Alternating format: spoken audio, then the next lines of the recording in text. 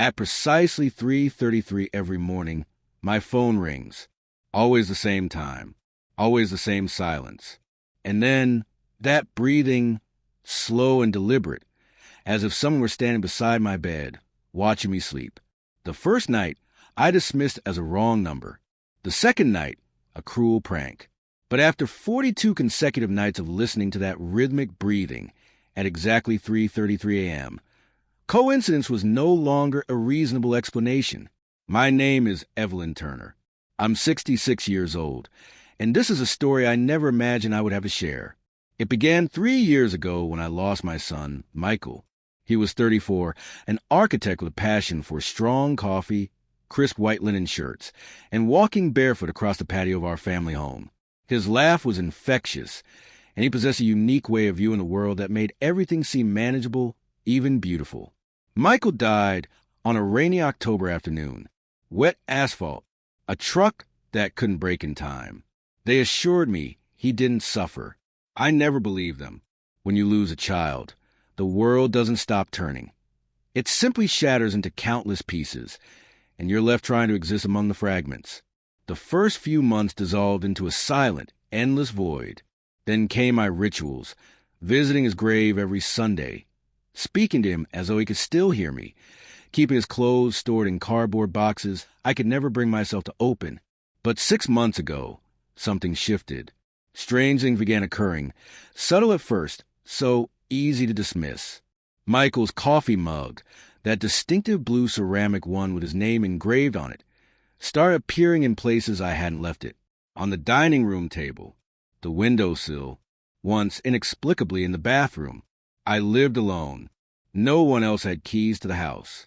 Then came the sounds, footsteps on the floor above, soft and deliberate, as if someone were walking barefoot across the wooden planks. Always at night, always near his old room. One evening, I gathered my courage and climbed the stairs. I opened the door to Michael's room. Everything remained exactly as I left it 3 years ago, perfectly preserved. But when I descended the stairs, an unmistakable aroma filled the air. Freshly brewed coffee. I hadn't made any coffee. That's when the phone calls began. The first time my phone rang at 3:33 a.m., panic seized me. I grabbed the receiver, heart pounding. "Hello?" I said urgently. Silence. "Who is this?" I demanded. Nothing. Then that breathing, slow, constant, as if the call were waiting for me to say something specific, as if they needed me to know they were there. I hung up, sat trembling on my bed. The second night, it rang again. Same time, same breathing. The third night, I refused to answer. I let it ring 22 times.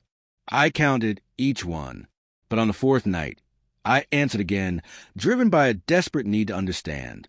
"Michael?" I whispered into the receiver. The breathing stopped abruptly. Then a click. The line went dead. Weeks passed. The calls never ceased. Always at 3:33 a.m. Always the same methodical breathing. Never a single word. Sleep became impossible. I started taking pills. I disconnected the landline. Then my cell phone began ringing. I changed my number. 2 days later, the calls resumed. My friends urged me to see a doctor. "It's grief, Evelyn," they insisted. "You're hearing things that aren't there." But I knew I wasn't losing my mind, because one night, while the phone was ringing downstairs, I ran to the second floor. As I passed Michael's room, I noticed something impossible. The phone on his desk was off the hook. That was the night I understood something was profoundly, terrifyingly wrong. With trembling hands, I picked up Michael's phone and placed it against my ear. On the other end, I heard my own voice answering from the ground floor. I slammed down the receiver immediately. Racing downstairs, I checked every door, every window. Everything was locked. No one had entered. No one living, at least. That's when I made a decision. I hired a telecommunications technician, carefully explaining the situation without mentioning Michael.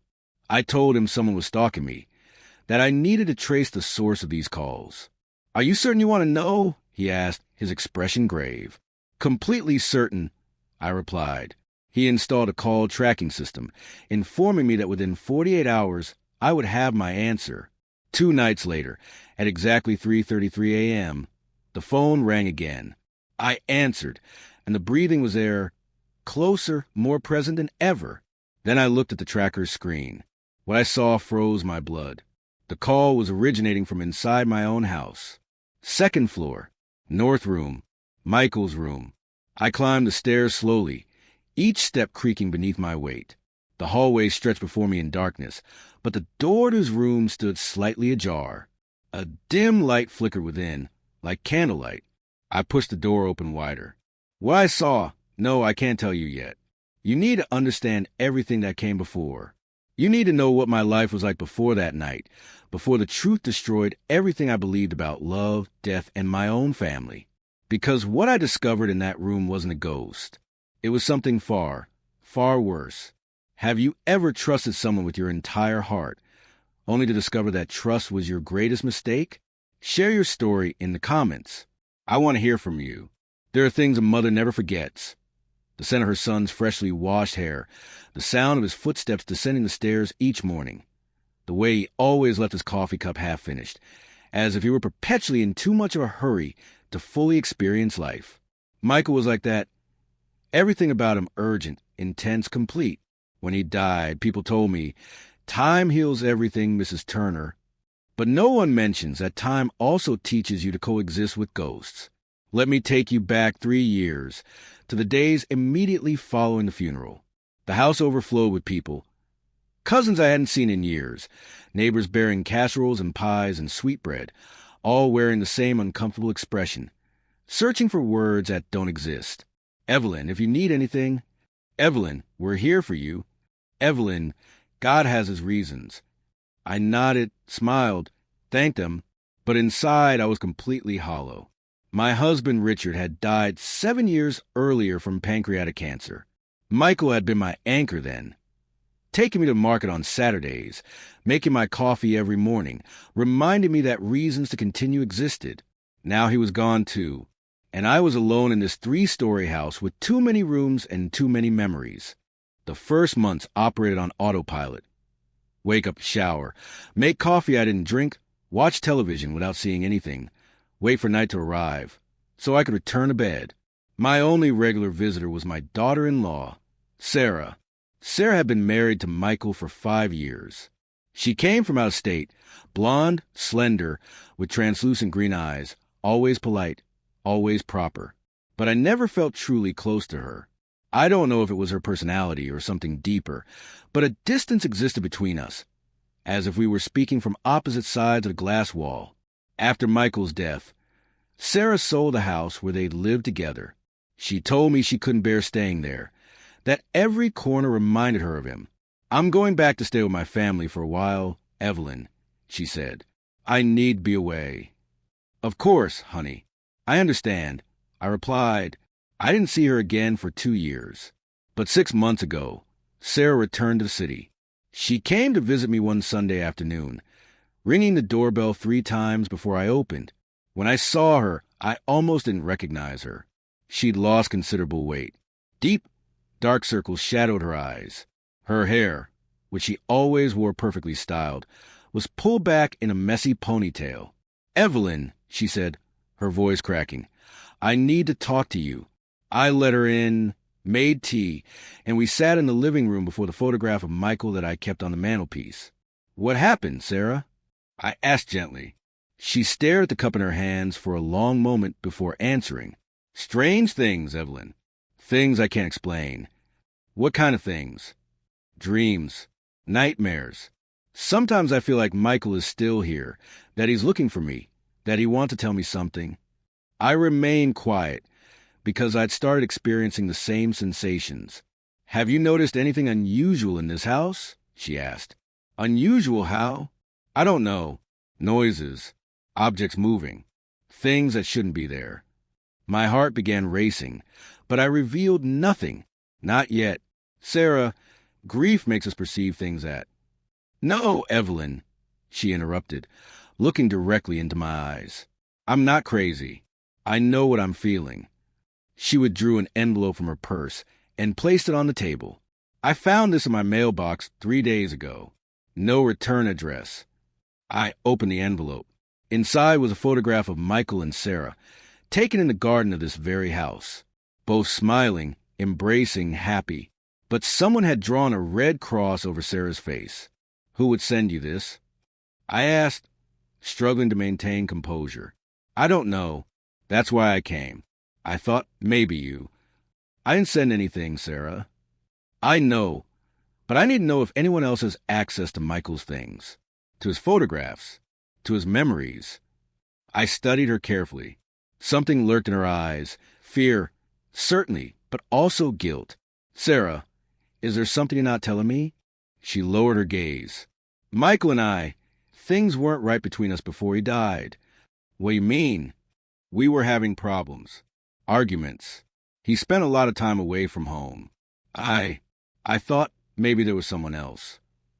I felt as though I'd been struck in the chest. Was Michael unfaithful to you? I don't know.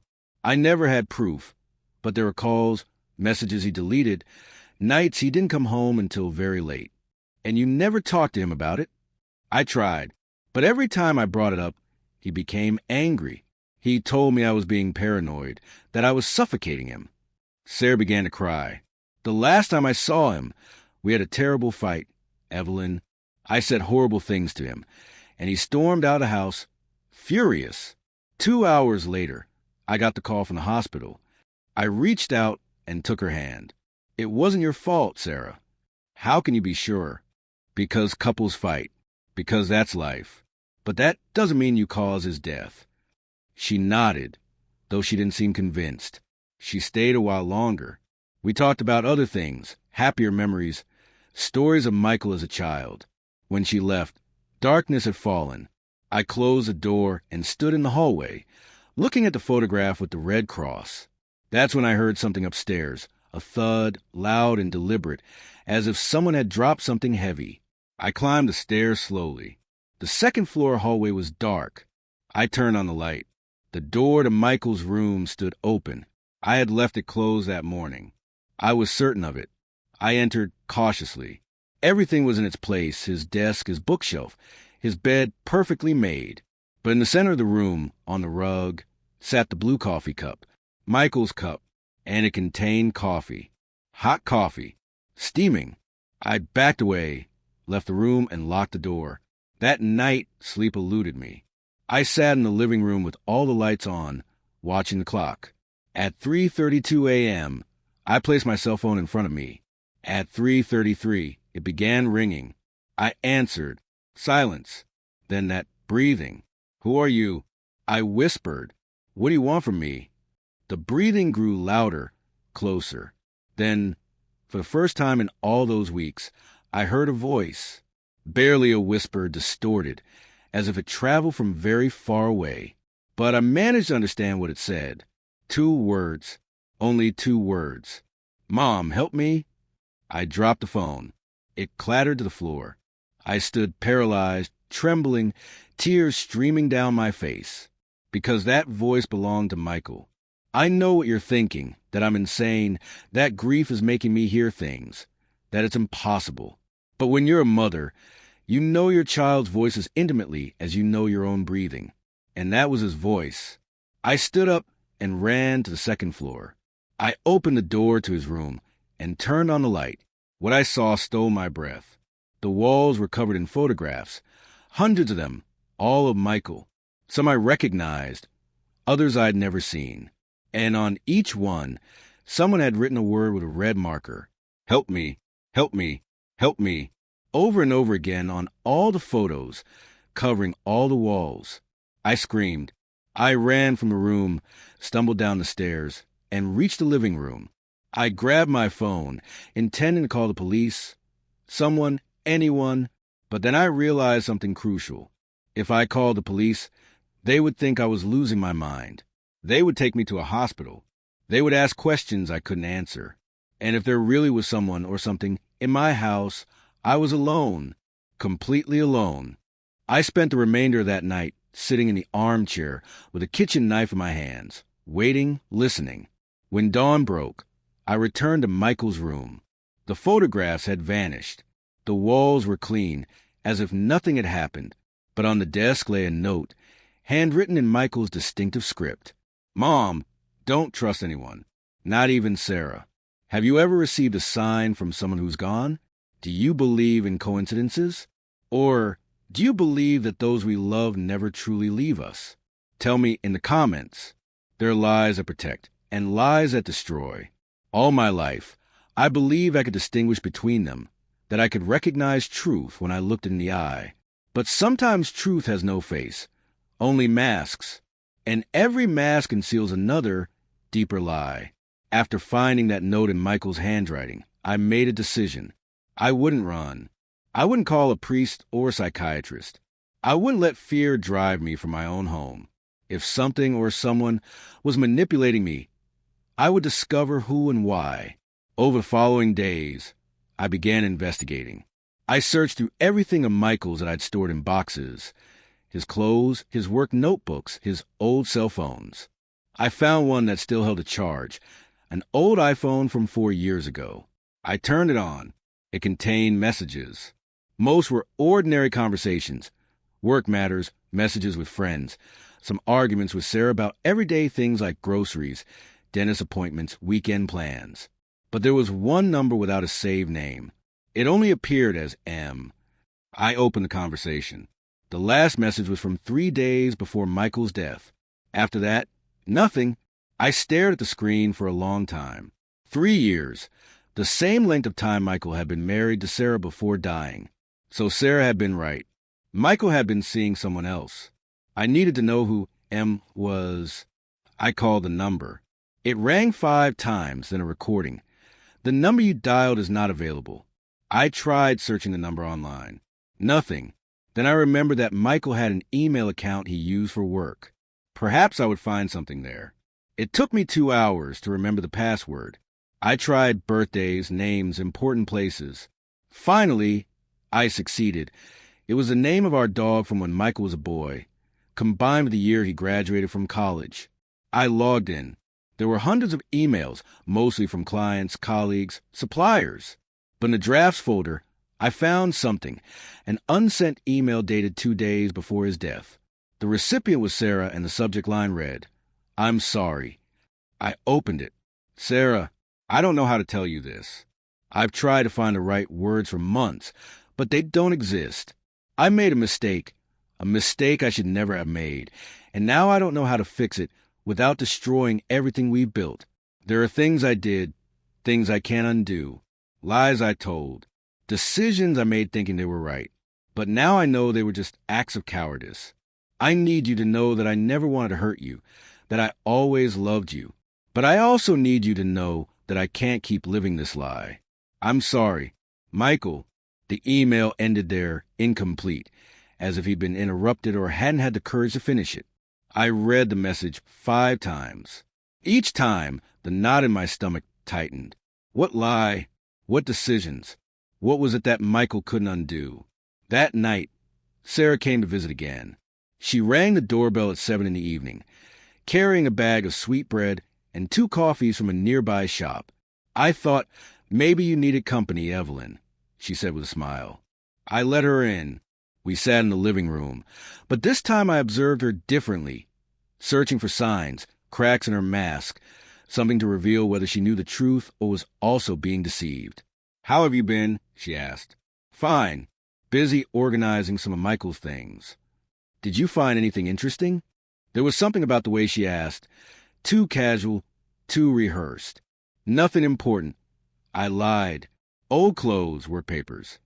She nodded and took a sip of coffee. Evelyn, I need to ask you something. Tell me. She looked at her cup. Did Michael ever talk to you about problems? Problems with me? Why do you ask? Because... She paused. Because I'm trying to understand what happened. Why did things get so difficult between us at the end? All couples have problems, Sarah. I know, but this was different. He was distant, absent, as if he were living in another world. The question escaped my mouth before I could stop it. Do you think he had a lover? Sarah remained silent. Then she nodded slowly. Yes, I think so. Do you have proof? No, just intuition and little things, deleted messages, calls he wouldn't answer in front of me. Once I found receipt from a restaurant we'd never been to together. And did you confront Michael? Yes, several times. But he always denied it. He told me I was being paranoid. That work stress was affecting me. Sarah looked directly into my eyes. Do you think he cheated on me, Evelyn? I could have told her the truth. I could have shown her the messages with M, the unfinished email. But something stopped me. Because if Sarah knew nothing, then perhaps she was also in danger. And if Sarah did know something, then I needed to understand how much she was willing to lie. I don't know, Sarah. Sons don't tell their mothers everything.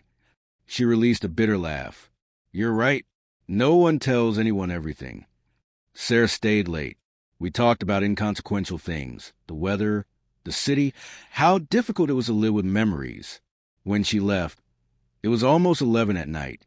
I locked the door, secured the chain, went to my room, changed my clothes, got into bed, and I waited. At 3:32 a.m., my phone began vibrating. I picked it up and looked at the screen.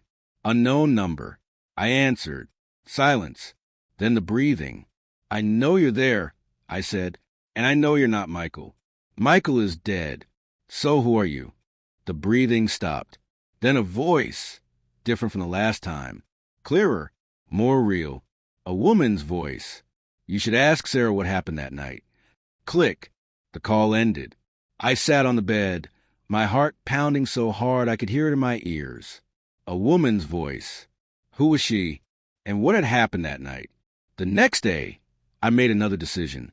I hired a private investigator. His name was Detective Miller. He had a small office downtown. A cousin who worked for the government had recommended him. I need you to investigate someone. I told him. My daughter-in-law, Sarah Hawkins. I told him everything. The calls, the photographs, Michael's messages, the voice on the phone. Detective Miller listened without interrupting, taking notes in an old notebook. How long was she married to your son? 5 years.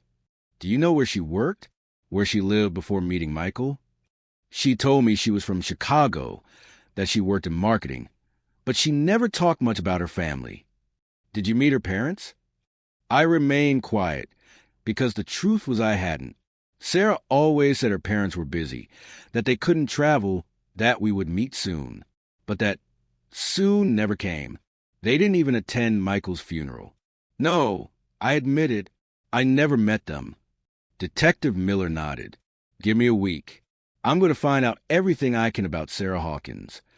During that week, the calls continued every night at 3:33 a.m., but I stopped answering. Instead, I recorded them. I documented everything.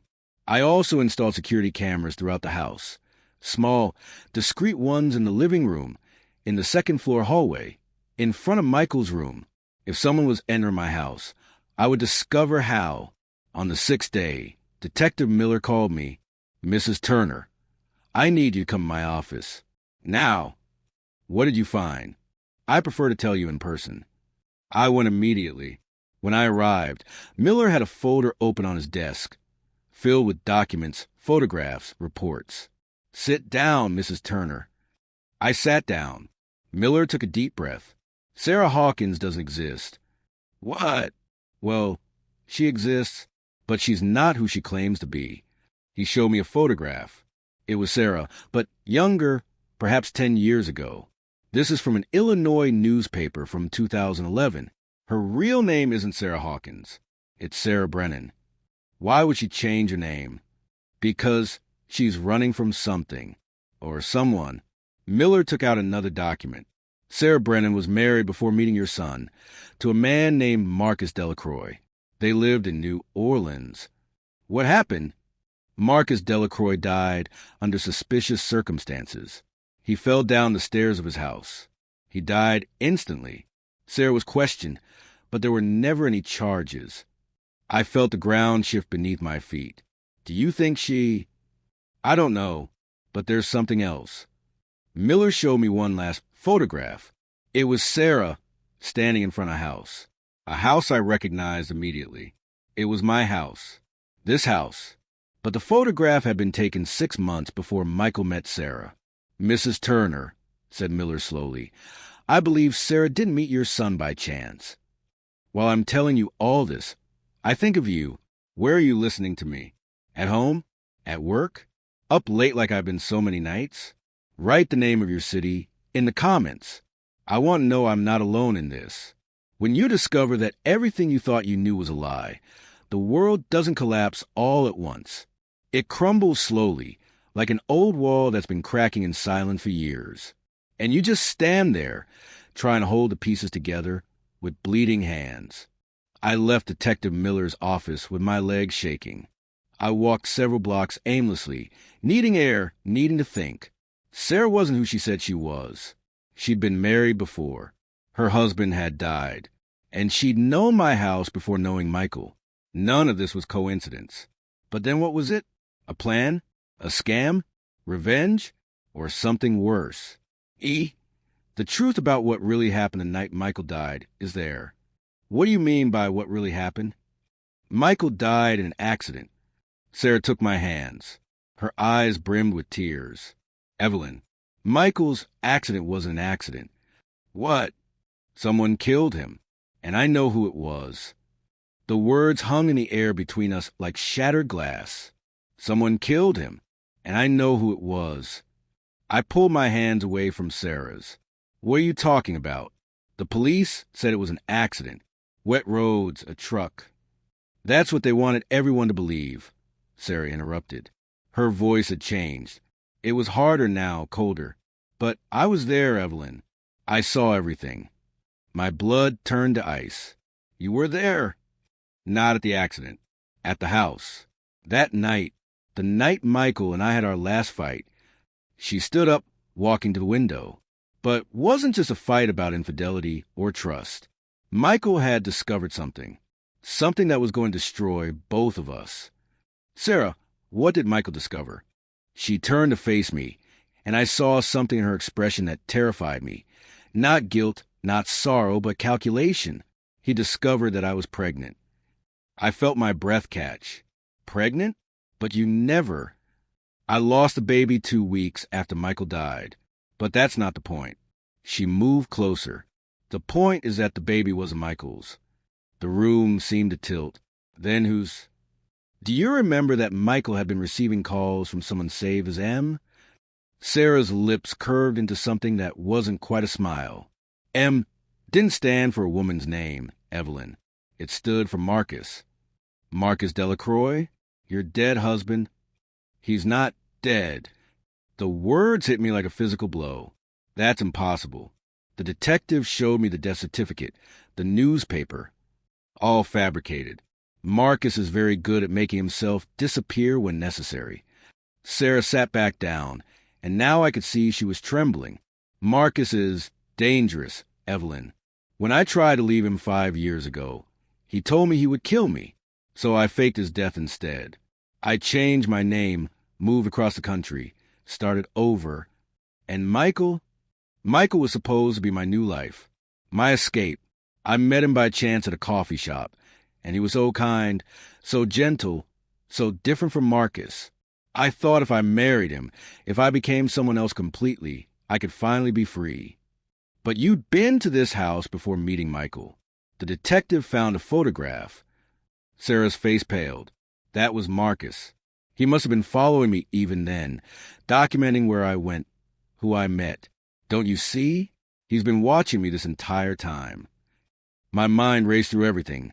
The phone calls, the moved objects, the voice that sounded like Michael. "Are you telling me that Marcus has been behind all of this? The calls at 3:33 a.m.? The things in Michael's room?" "Yes. He found out about Michael. Found out I'd married someone else. And he..."